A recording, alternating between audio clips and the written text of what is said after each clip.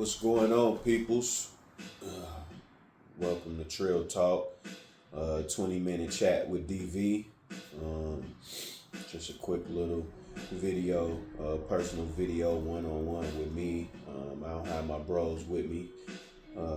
That's the normal setting of the podcast, but this is just my little take on life. Just sharing some of my thoughts and feelings with you guys. So jump right into it.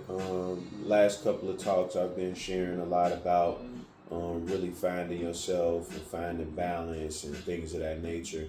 And I would say for the most part, it probably was, um, just pretty general. But when I woke up this morning, I really started to think about that which I shared last video about balance, and a lot of people is probably wondering, like, what does that look like? Everybody has their own definition of balance. When I'm talking about balance, I'm talking about being able to maintain a sense of awareness about what's going on internally, in the unseen realm, spiritually speaking, but also being cognitive and aware of what's going on in this outer expression, and that's the world that we see around us. Today, I want to delve into the world around us. I don't think it's a head scratcher at all, what I represent as far as my spiritual journey. Christ is my foundation. I definitely believe in a higher power and a life after this world that we're experiencing now. But what about this world that we're experiencing now? We can get so caught up, those that are curious, those that do seek truth, those that do want to know what's on the other side, like what is it going to be like, that we fail to realize what it is like now. Um, really truly being grounded, not being caught up in this world and the things of this world that are temporal, because everything that we witness and that we experience shows sign of a beginning and an end, life and decay. From the structures that we build to the animals, the plants, the people that surround us, everything has a strong start, a strong beginning, a strong foundation. But over time,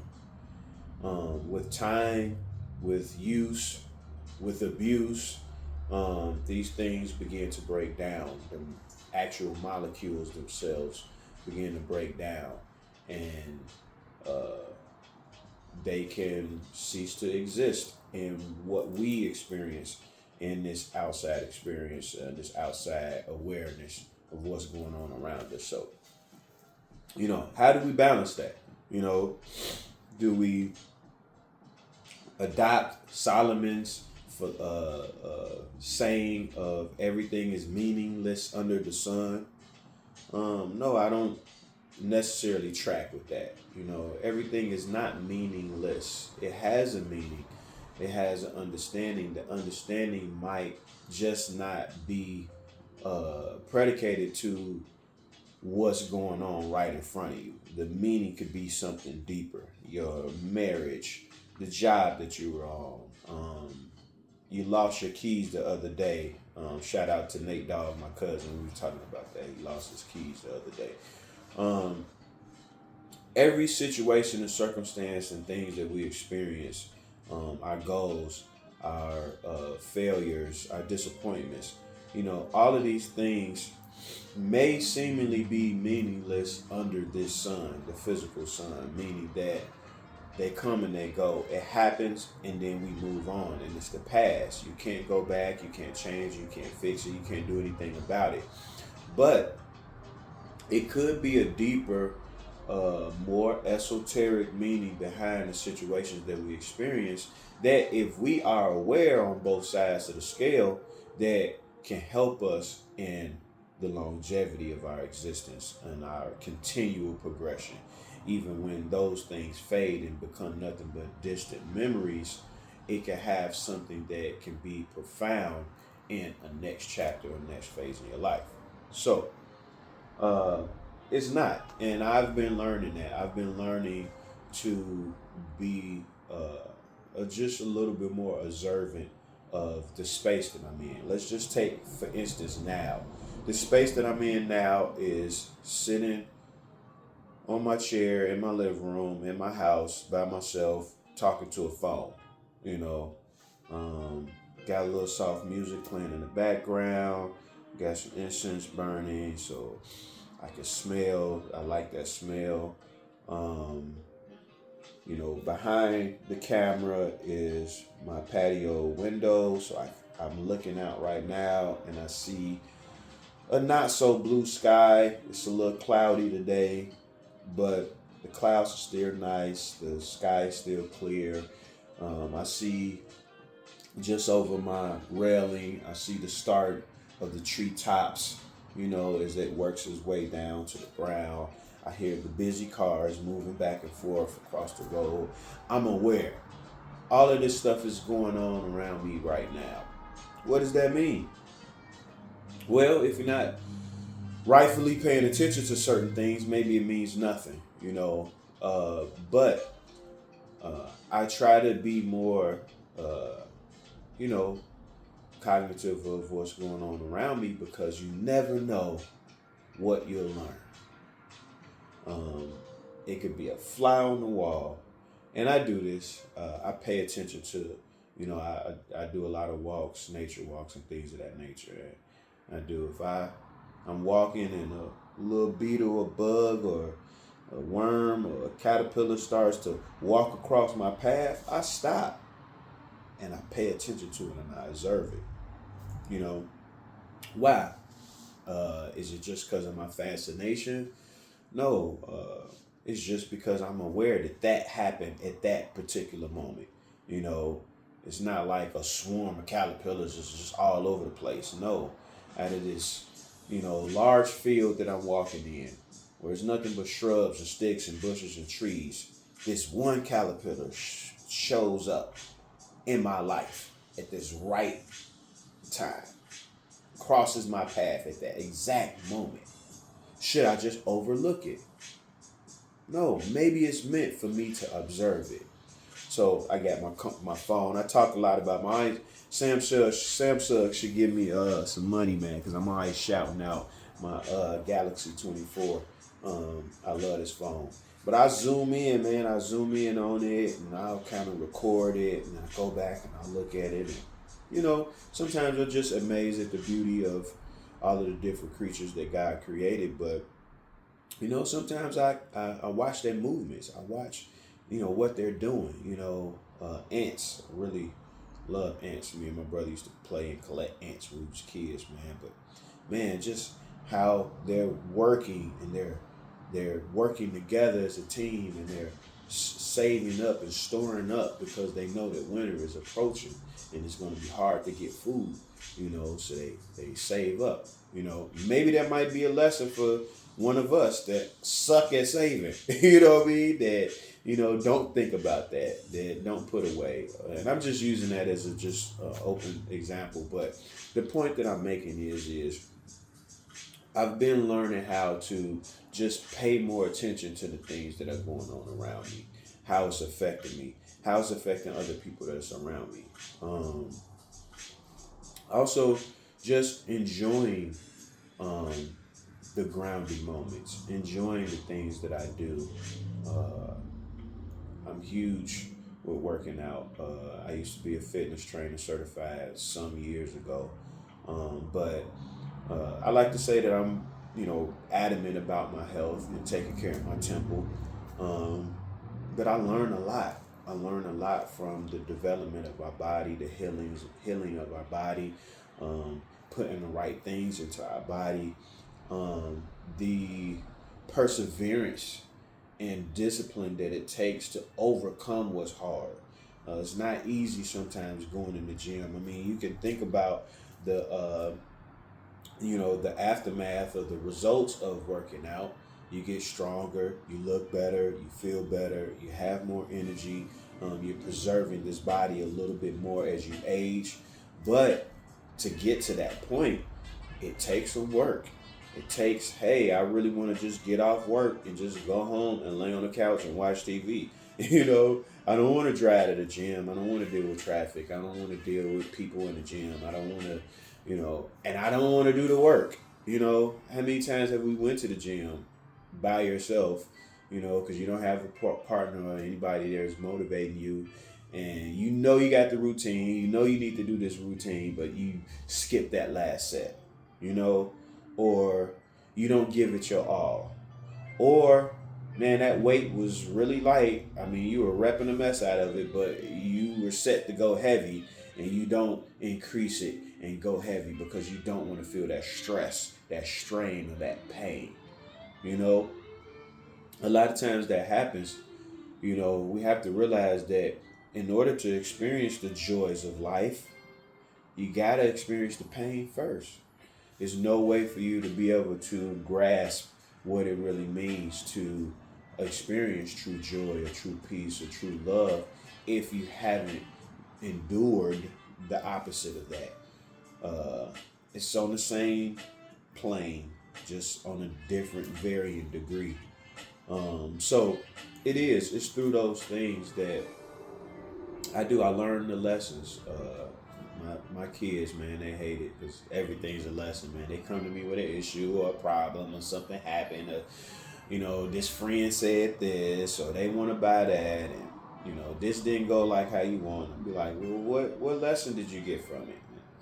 You know, but that is life. Life is our teacher, and as much as we want to take ourselves out of this life temporarily through moments of meditation or spiritual enlightenment or just worship or having some unseen encounter, we have to look at the seen encounters as well.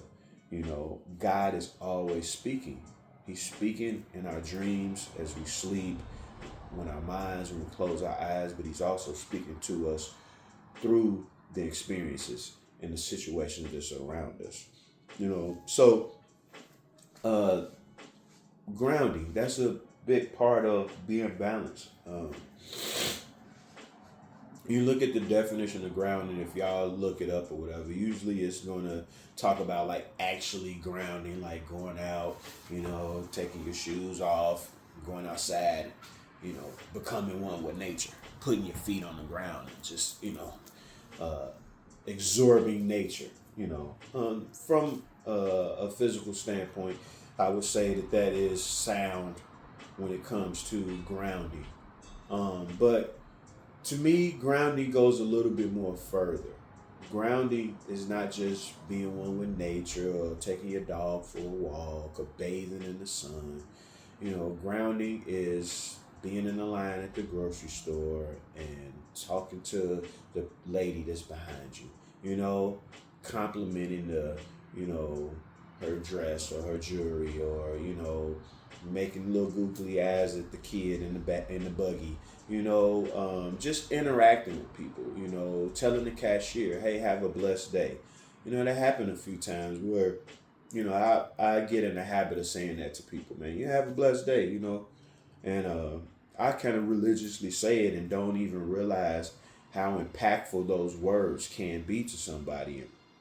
It was a couple of months back, I remember I said that. Usually people are just like, oh, you too, thanks. And I said this to this young lady, and she just was like really shocked, like nobody's ever said that before. Like, what does that mean to be blessed? And just like she wanted to have this whole conversation about it, and like it was other people behind me in the line, and I'm trying to talk to her. So she was just really, kind of intrigued by me making that comment to her. Long story short, she kind of got the gist of it. I gave her the quickest definition that I could, and she's like, well, thanks, I received that. You have a blessed day too. I needed that, and it's the little things like that to me is being aware and being in the moment of what's going on around you now. Because a lot of times in the past, it hasn't been that case with me. I'm in the grocery store because I'm grabbing something. I'm about to go to a picnic or a barbecue, and my task was to grab some chips, and I'm trying to hurry up and get there. I want to hurry up and get home and make something for dinner. Or, I got my earpiece on and I'm talking to somebody. I'm dealing with a work issue or talking to my family, and I'm not really in the moment. That's still part of your moment too, you know. But I mean, I'm talking to somebody that's miles and miles away from me versus somebody that's right there, like in the midst of me, that is uh, able to receive my aura real time. The energy, the magnetic energy that's radiating off of my soul. You know, uh, you want to be cognitive of that.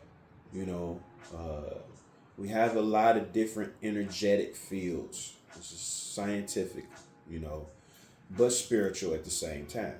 And that's your aura, that's your magnetic field.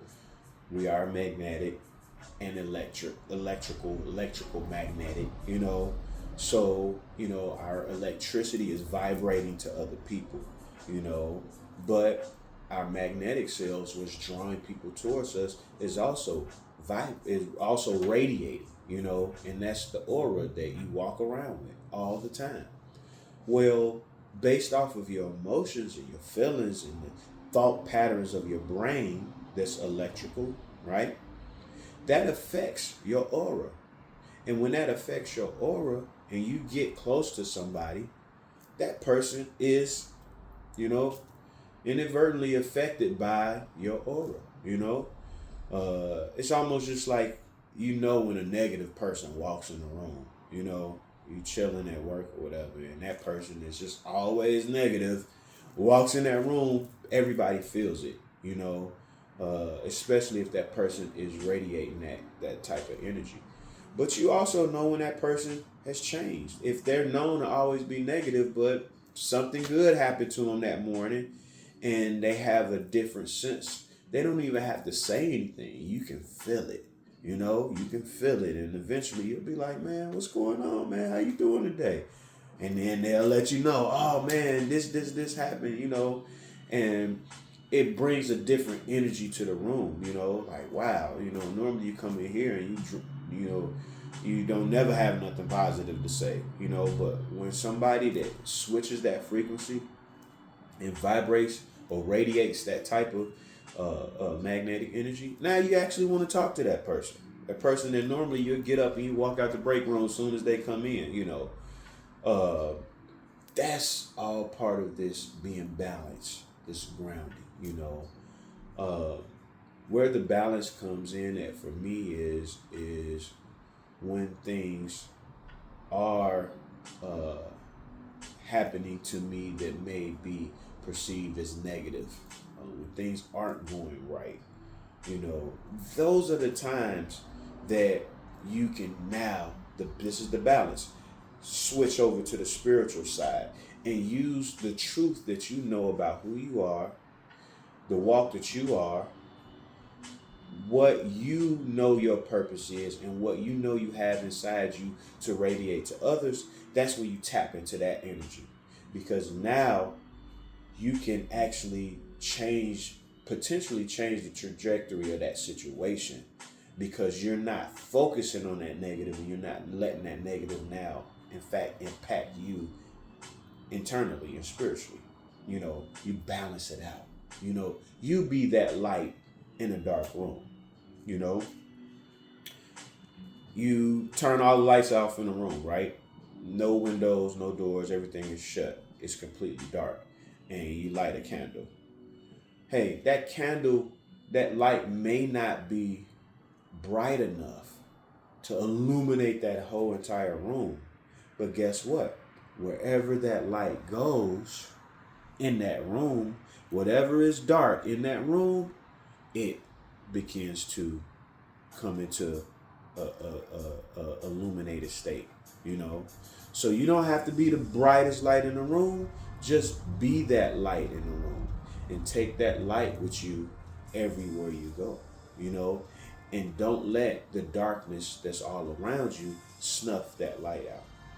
So, this is, I guess, maybe kind of part two of what I was talking about last week, as far as balance. I did want to talk a little bit more about grounding and things that we can do to just be relevant in our real-time 3D existence, because we're here for a reason. If it wasn't, then we would have never came down here. You know, we would have stayed in the spiritual, would have stayed one with God, would have stayed in the ether, would have stayed wherever it is that we came from, wherever our souls came from, this eternal. But no, we came down here to a temporal state to experience temporal things so we can learn more about our eternal existence. So, just a quick talk.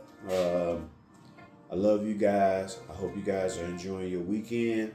I'm about to go and get my balance on, hang out with some friends, meet some new people, maybe watch some football, eat some good food.